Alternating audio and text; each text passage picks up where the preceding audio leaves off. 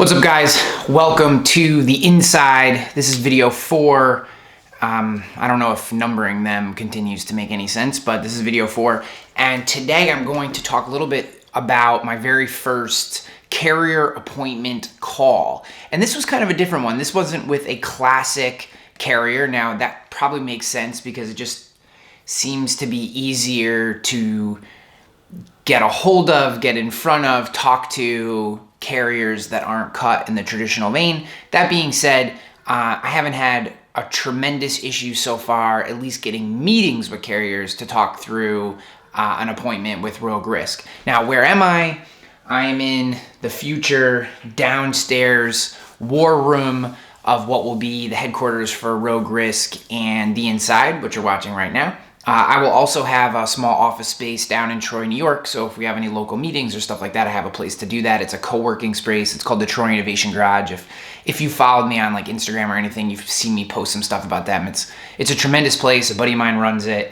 And I'll have like a small space there I can go to. But day to day, if I don't have any appointments that I have to do in person, this room will eventually become my headquarters, which is pretty cool. Right now, it's still a disaster because I don't have a desk.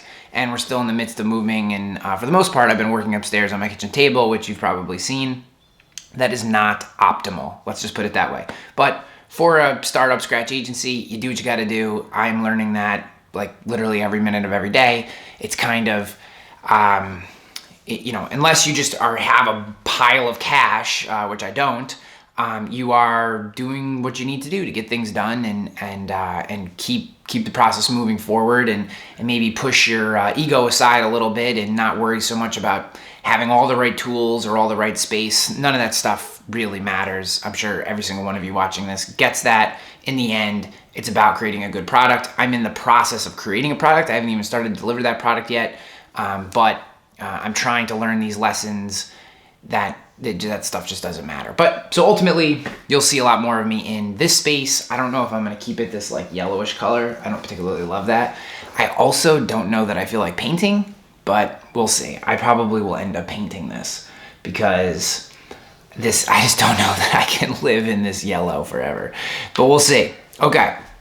So the carrier appointment meeting that I had was with Attune Insurance, and I couldn't even believe, like, I asked Cass about Attune, Jason Cass, and he hadn't heard of Attune, which surprised me. They were founded in 2016, and they really are a pass-through agent. You become a sub-producer of Attune. So I was unaware of that when I took the meeting. I had heard of them. I know they kind of position themselves as a carrier. They're not actually a carrier. They write on AIG and employers' paper. So for they're a small commercial company. And really what they're selling you is their portal and their underwriting philosophy. So they write on blackboard paper, which is an AIG company, and for their BOP products. For their excess liability products, they're writing through New Hampshire Insurance, which is also an AIG company. And then their workers' comp, they write through employers. So for their BOP products, they have 370 classes of BOP. They actually have some decent products around restaurants with higher levels of alcohol receipts and stuff like that, which is cool. They have 500 classes for their comp, obviously basically what employers writes, and then everything, they mirror that with their excess. What makes Attune really interesting is their portal. So they have, you do not need accords, you don't need signatures, you don't need, you really, their portal, the process that you go through when you log into their system to write an account is all you need. So you don't have to be submitting extra paperwork. You don't have to be getting wet signatures. You can take the payment over the phone, pop it right into their portal, and bam, you now have a paperless direct bill product on admitted paper for that line of business. And both the eligibility, underwriting, and pricing, all the way to the point that you click a button to bind that policy, should be done in under 5 minutes for all eligible classes. And then what they're doing is using kind of, we'll call it an algorithm, I don't know that we want to stretch it to machine learning, to quickly assess eligibility, which I really liked about this particular product, was that you're not going all the way through the product process to the end, hitting bind, and then having it kicked out, telling you that it's not eligible. As soon as that, so basically you're going through your underwriting call or your risk analysis call with an insured. They come in and as you asking them questions, you're inputting them into the portal, and the portal is instantly assessing the eligibility of that risk. And if at any time it's ineligible, it will let you know so you can move on to something else. But if it is eligible, you can go all the way through the process, take a payment, bind, and now you have that client on the books. You've gotten them insurance. That's really interesting to me. I mean, especially if you're doing a lot of phone business or you're doing a lot of inbound, having a portal through a market that can do that for you is wonderful. I think I know a couple agents that use Attune or have used Attune, and I think that for what it is, it does work pretty well, which is great. And I think that for an agent like myself, someone who's starting an agency from scratch, I think I'm hoping that I don't have trouble with more classic standard markets that maybe have a little more solidarity to them.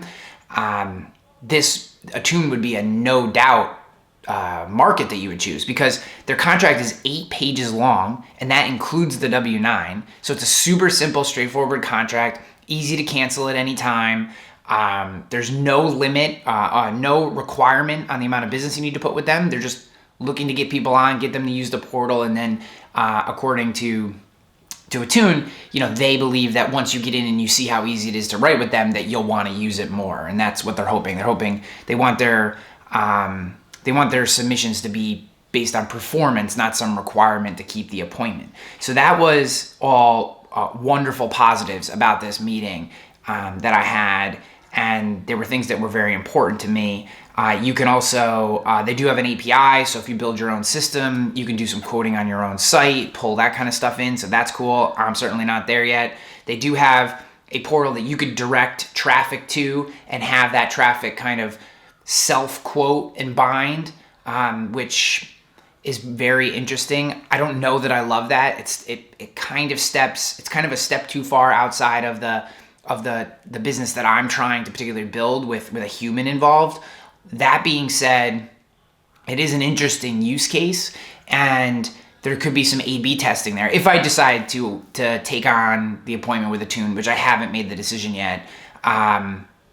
There is some interesting A/B testing that you could do around driving traffic to a page where I would call them or talk to them on the phone and walk through the portal, versus sending them directly to an Attune portal that's branded Rogue Risk, that they would go through, get their own quote, and bind that policy themselves, and seeing which one of those is the most successful, and then on the back end seeing which one produced the best business, the most profitable business, and ultimately retained. So there's definitely something there to consider. Now, there are a few negatives, and the primary is that you are a sub-producer. And in this case, you basically own the expirations or the policy list, and that's it. That's what you own. All the records of insurance, the binders, the policies, all that kind of stuff is owned by Attune as the primary producer, which also means there's no overrides or contingencies in your compensation. So you definitely have to consider that. I mean, Attune does not, this current compensation model does not feel like the type of compensation model that you would want to build a large book of business with. Now, here's an interesting part about this. One, it does seem very easy to use, and for certain classes of small BOP business, there could be a use case here.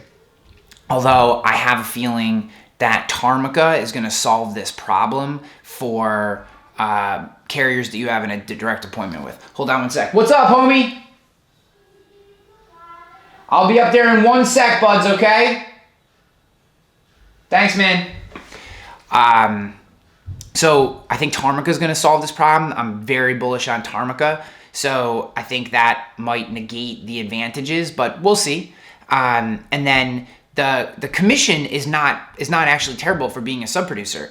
On the BOP products and the excess liability, you're looking at 15 new business, 12.5 points for renewal. So that's not terrible, especially being a sub-producer. And on comp, you're looking at 12 and 10, 12 for new, 10 on renewal. So I think Attune, it was a really good first appointment meeting for me because I got to fumble through it a little bit. I learned some of the things that I'll ask moving forward. I learned on the back end, I really, how do you get out of the contract? How do, what is, they didn't have any contingencies, that kind of stuff. So I didn't get to talk through that process. I didn't get to talk through the process of, if there are requirements, production requirements, what does that look like? How are you held to them? I didn't, beyond the portal is really the thing, but they do have a service center that people can get to. That was important. So if I needed to direct someone who had a policy with Attune to Attune,